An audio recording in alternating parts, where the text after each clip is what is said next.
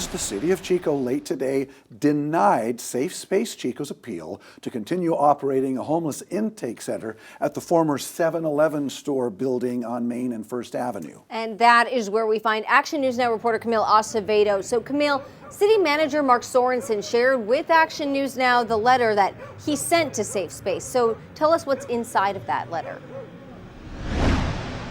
The Sorensen letter states or addresses all that has happened the past 2 weeks since Safe Space has opened their intake center here, which transports people to an overnight shelter.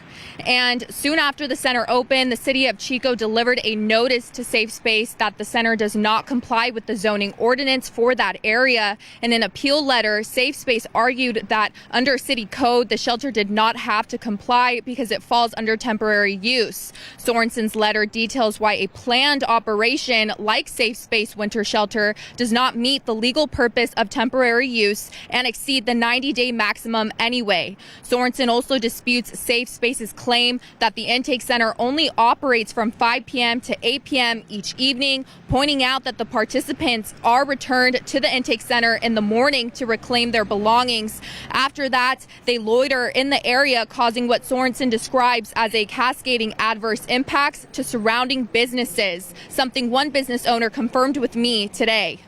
That it does affect us. It's just not a good look for the downtown area, period. We've had to ask people to move out of our doorways in the morning because they're sleeping in them. It's just, it seems to have brought more homeless people into the downtown area is all.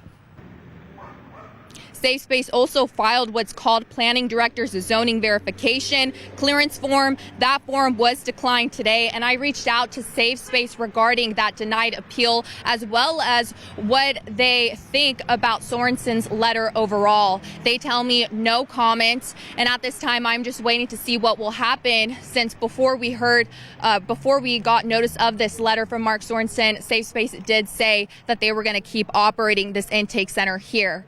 Live in Chico, I'm Camille Acevedo for Action News Now, coverage you can count on. So Camille, as far as you know, though, they're supposed to start up at 5:30, and you haven't seen any signs of buses or shuttles yet, right?